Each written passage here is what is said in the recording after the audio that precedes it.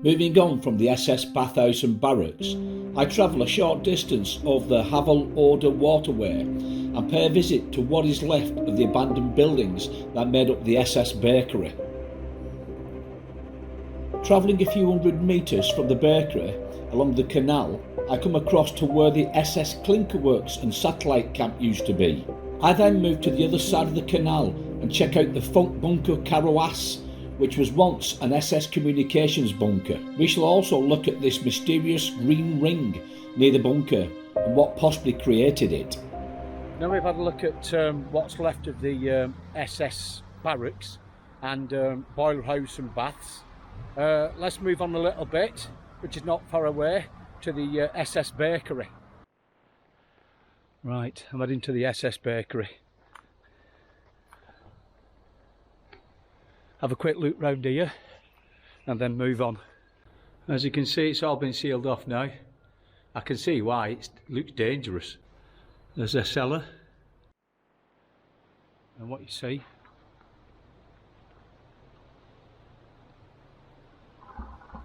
is the old SS bakery, Sachsenhausen, set up about 1941 because the demand for food, especially bread, skyrocketed. So, hence the reason why this building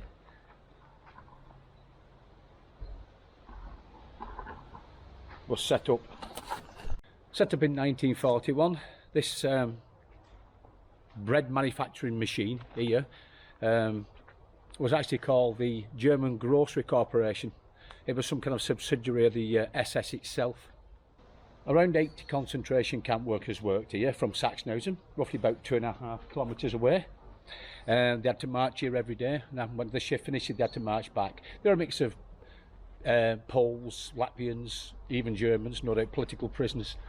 So this place was pretty busy. I'm not going inside, sounds like there's somebody in there actually. I can hear noises. So what I'll do is I'll do the outside and then I'll do some a voiceover to tell you what this bread factory was all about. These surrounding buildings and bakery were built by prisoners of the Sachsenhausen concentration camp, just north of the Linitz Canal Lock for the German Equipment Works, which was an SS holding company in 1939. It didn't open until 1941 due to the scarcity of raw materials. About 6 months after production began, it was taken over by the German Groceries Corporation, which not only supplied the Sachsenhausen camp, but also SS units in Berlin and its surrounding areas. Around 80 concentration camp prisoners of various nationalities worked here, baking and distributing the bread. These prisoners were made to march the 2.5 kilometres or 1.5 miles from Sachsenhausen camp every day and back. Eventually, the bakery workers were moved to the closer Klinkerwerk external camp in 1943. The prisoners started off baking 10,000 loaves a day, but production escalated to over 40,000 loaves a day after shift work was introduced, working hours extended and 2 new ovens installed. It's in a serious dilapidated state, this place, considering it supplied so many concentration camp inmates with the food. With that output, the bakery could supply Mittelbau-Dora, Gross-Rosen and Ravensbrück concentration camps as well. To save on ingredients, the camp inmates' bread was made up of partial sawdust. This sawdust bread was delivered to Sachsenhausen concentration camp and the neighbouring Klinkerwerk camps Tuesdays and Fridays, with 3,000 loaves going to the Klinkerwerk, with the bigger camps getting up to 6,000 loaves. At the end of the war, the Russians took over the bakery, keeping production going to feed sick and weak survivors of the liberated camps. In 1994, a fire destroyed parts of the interior, which has sat empty in the state of decay ever since, and remains this way today. Moving along from the bakery, I come across what was the SS Klinkerwerks and the satellite camp. Set up in 1938 between the collaboration of the SS and Hitler's architect and Reichsminister of Armaments and War Production Albert Speer. This area was to make bricks for the creation of the world capital Germania.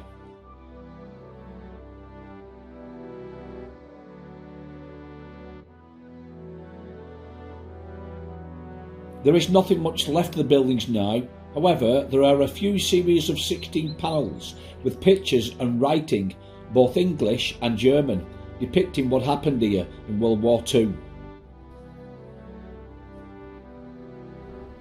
The setting up of the camp, the manufacture of clinker bricks, hand grenade production, producing parts for the Heinkel aeroplane factory, the persecution and murder of over 200 homosexual prisoners. The prisoners hated working here. Some were used as target practice by the SS at the nearby shooting range.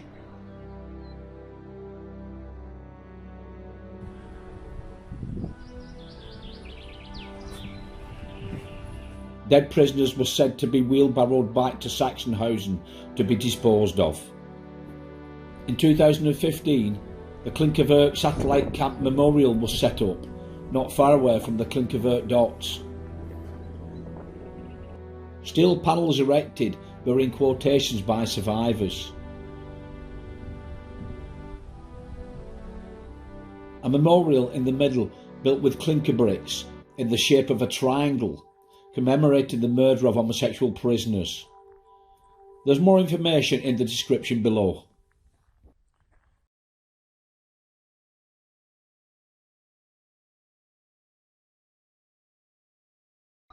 Now what you see behind me is a SS building. It's called Funkbunker Karo Ass. In other words, it's Radio Bunker Ace of Diamonds. I think that's his code name, Karawas.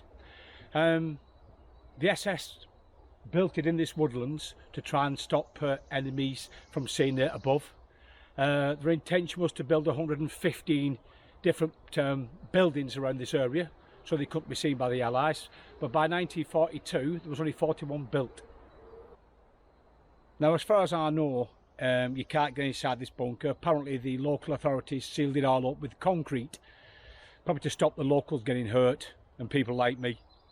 So we'll have a little walk round outside and see what we can see.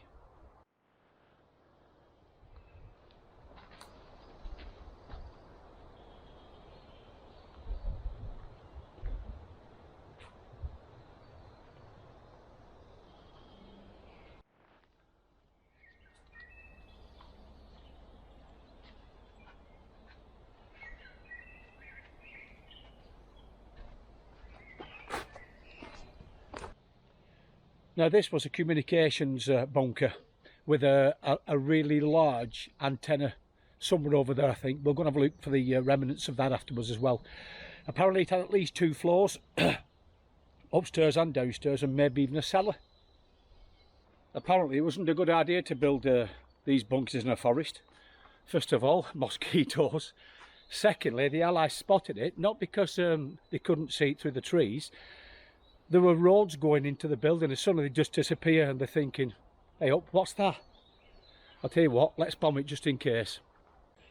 Somebody's actually tunnelled in there. Well, the information I got, apparently it was all sealed off, so that might be quite recent.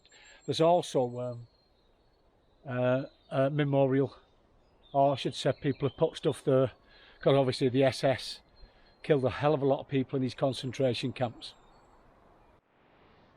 There's a way in, let's have a nosy.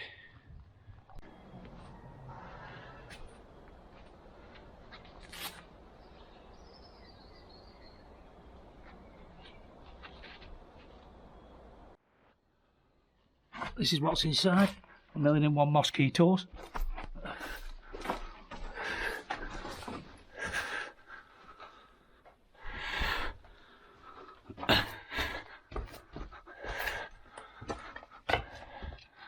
Not a great deal really.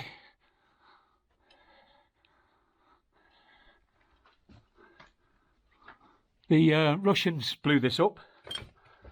Unfortunately they didn't do a good job because the outside's still here.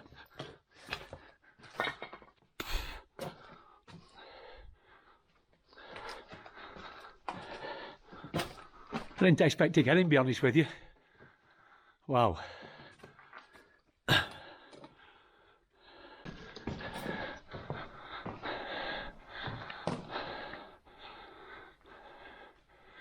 Yeah, there's 2 stories, definitely.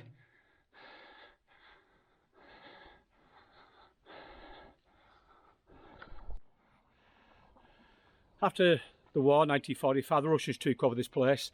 They'd have stripped this place out here. They'd have sent it back, any information in there or any equipment, would have sent it back to Russia for stripping down and having a look how it works. We call it reverse engineering. And they decided to blow this thing up, because it's no use to them. So they must have put quite a bit of dynamite inside here. The insides is this quite destroyed, but on the outside, and it's typical of Nazi megastructures, this is all that happened. That's it. That's probably about a 3-inch, 75mm gap. Not a lot really. Goes to show how tough these things were.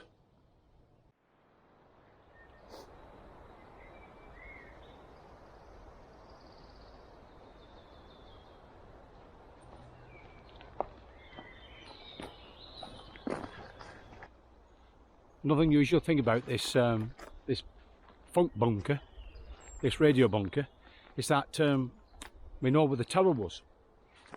The reason is because if you look on Google Maps, right next to the funk bunker, just the back of it, is like a ring. It's dead clear off Google Maps. I'll put a picture on.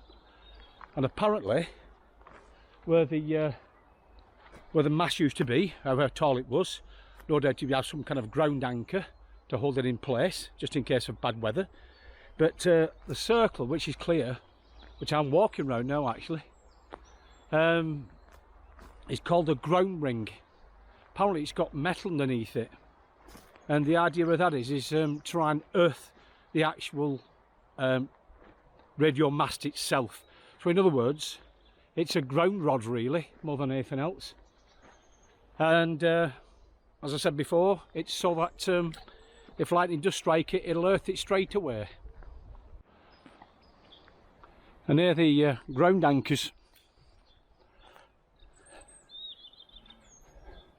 So I don't know how tall the mast was, but it would have been fairly tall, because these concrete sections are probably 1 metre by 1 metre, no doubt 1 metre in depth, and it would have stretched all the way up there. Beside these anchors here, there have been other wires coming off it, especially that ground ring that circulates round these here, and it's just like really a lightning rod. There's less chance of doing any damage to the mast itself and all the electrics inside the funk bunker, which is probably about 30-40 metres away.